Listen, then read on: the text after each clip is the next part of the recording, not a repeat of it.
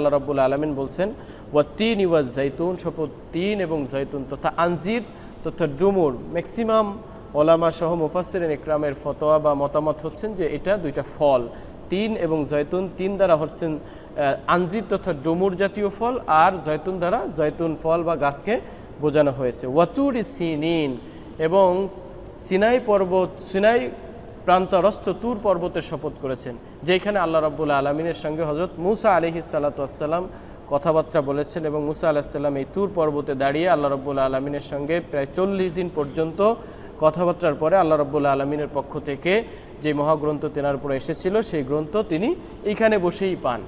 এই পাহাড়ের শপথ করতেছেন ওয়াহাদ আল বালাদিল আমিন, এবং 3 নম্বরে আল্লাহ রাব্বুল আলামিন শপথ করছেন মক্কা নগরীর ওয়াহাদ আল বালাদিল আমিন। সকল মুফাসসিরিন ইকরামের একমত হচ্ছেন যে এই যে বালাদ, এই বালাদ দ্বারা আল্লাহ রাব্বুল আলামিন মক্কা নগরীকে বুঝিয়েছেন, অর্থাৎ এই মক্কার শপথ করতেছেন ওয়াহাদ আল বালাদিল আমিন, মানে এই নিরাপদ শহরের শপথ। এই যে 3টা স্টেপে আল্লাহ রাব্বুল আলামিন প্রথমে তিন জাইতুন, এটা দ্বারা ফিলিস্তিন এবং শাম তথা সিরিয়া, বর্তমান সময়ের সিরিয়া এবং ফিলিস্তিনের কথা বলেছেন।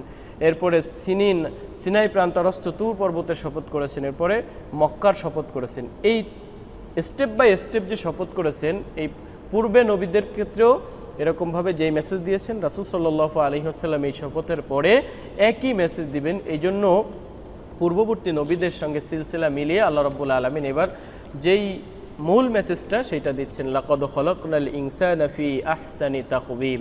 আমি তো সৃষ্টি করেছি মানুষকে একটা সুন্দরতম অবয়বে। মানুষের ভিতরে, মানুষের যে অবয়ব সৃষ্টিশৈলী, এটা অন্য কোনো প্রাণীর ভিতরে পাওয়া যাবে না। সমস্ত প্রাণী কুলের ভিতরে একমাত্র মানুষ এমন একটা সৃষ্টি যে মানুষই শুধুমাত্র কথা বলতে পারে, অন্য কেউ কথা এরকমভাবে সুন্দর করে বলতে পারে না। মানুষের আকল আছে, বিবেক আছে, বুদ্ধি আছে, সে আবিষ্কার করতে পারে, সে নতুন নতুন জিনিস সৃষ্টি করতে পারে, যা অন্য কোনো প্রাণীকুলের ভিতরে এইটা নেই।